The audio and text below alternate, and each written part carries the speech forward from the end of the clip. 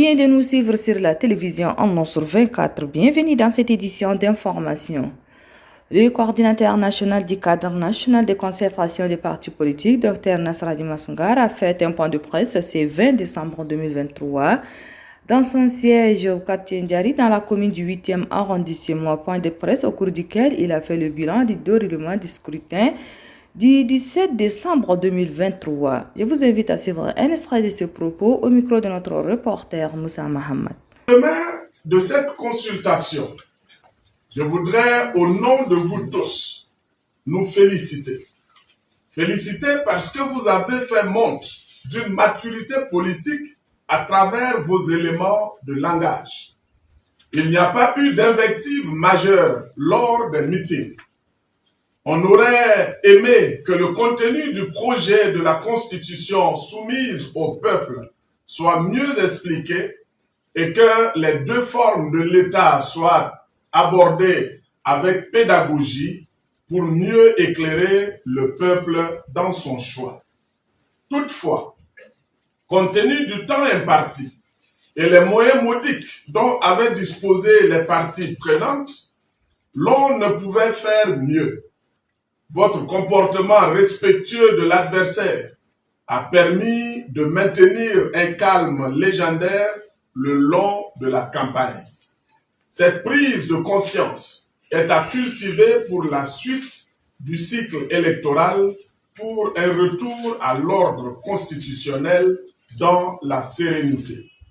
Cependant, s'il y a une tache noire à souligner, c'est celle de la mauvaise distribution des cartes d'électeurs qui a privé certains de l'exercice de leur devoir civique.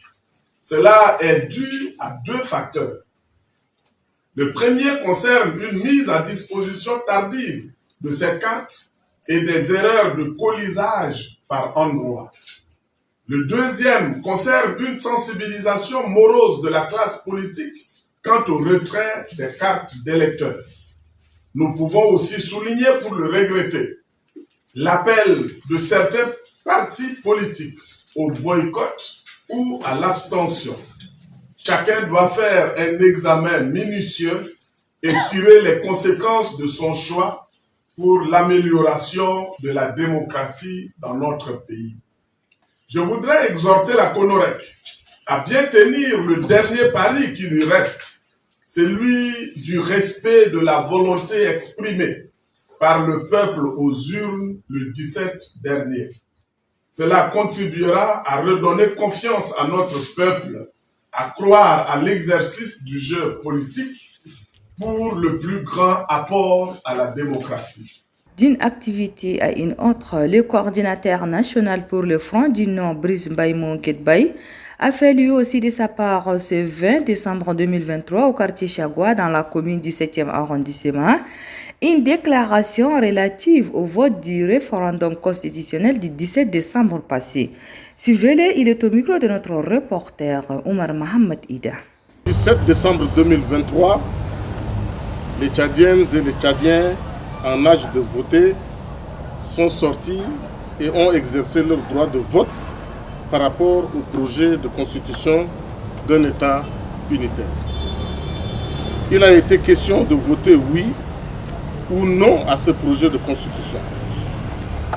Il a été encore institué qu'en cas de victoire du non, le Tchad passe désormais pour un État fédéral. De l'organisation de la Commission nationale d'organisation du référendum constitutionnel au vote du 17 décembre 2023, en passant par la campagne, l'on a enregistré des irrégularités gravissimes dont les auteurs n'appartiennent uniquement qu'au camp du oui, c'est-à-dire les partisans de l'État unitaire. Ces derniers ont violé allègrement les dispositions de la loi numéro 11/PT/2023 portant loi électorale spécifique relative à l'organisation du référendum constitutionnel. À titre illustratif, nous pouvons citer la poursuite de la campagne jusqu'au jour du scrutin, le bourrage des urnes, le vote des mineurs, l'utilisation des ressources humaines, matérielles et financières de l'État, le renvoi des délégués de bureaux de vote accrédités par le Front du Non, les menaces, agressions et séquestrations des militants des partis politiques membres du Front du Non. Au vu de ces faux savamment orchestrés par les partisans du oui, le Front du Non réclame avec fermeté le jugement et la condamnation de ces hors-la-loi qui ont agi à visage découvert. Aussi, n'est-il pas honnête de se féliciter du choix que le peuple tchadien a opéré en toute lucidité et souveraineté? Et puis, les porte-parole de la plateforme Tchad d'abord, Djedobé Bekoutou Isidore, a fait aussi une déclaration, c'est 20 décembre 2023, une déclaration relative à ces missions d'observation de la campagne électorale et scrutin référendaire du 16 et 17 décembre 2023. Suivez un extrait de ces propos au micro de notre reporter Mohamed Toukour. La présente déclaration mettra d'abord l'accent sur les constats faits sur le terrain lors de la campagne référendaire, ensuite sur le déroulement du scrutin du 16 et 17 décembre 2023 et enfin dégagera quelques recommandations à l'endroit de divers acteurs électoraux. 1. Constat fait sur le terrain lors de la campagne référendaire. La plateforme de Tchad d'abord a déployé des agents observateurs dans les 23 provinces en vue de suivre les campagnes référendaires. Il ressort du constat général que la campagne référendaire s'est déroulée dans un climat de calme et de sérénité. L'on note à cet effet un cas d'accident majeur, celui de l'interception par les agents de sécurité intérieure des véhicules portant inscription halte au référendum prévu le 17 décembre 2023, les empêchant ainsi de battre campagne. Cependant, la plateforme note avec satisfaction les mesures disciplinaires prises par la Direction nationale de la police par communiqué de presse numéro 002-PT-MSPI-EG-DGPN-2023 pour sanctionner les agents de sécurité auteurs de cet acte antidémocratique tout en garantissant à tous les acteurs un climat propice de sécurité. 2.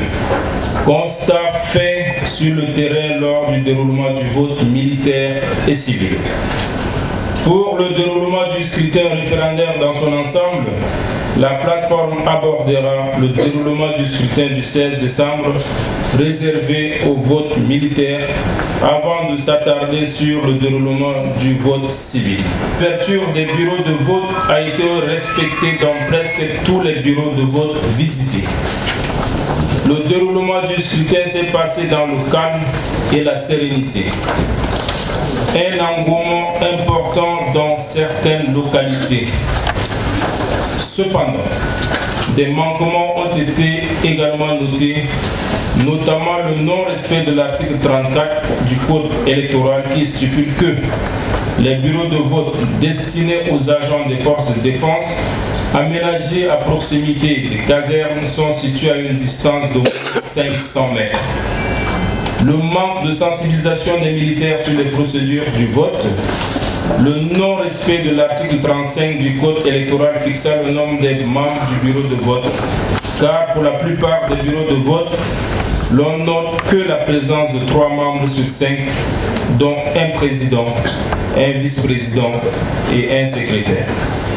La proximité des bureaux de vote les uns des autres occasionnant la concentration des votants, perturbant ainsi la vigilance des membres des bureaux de vote. Sur ce referme cette édition. Merci de l'avoir suivi. Au revoir et à demain. Bonne suite de programme sur la télévision en Nostre 24. Merci.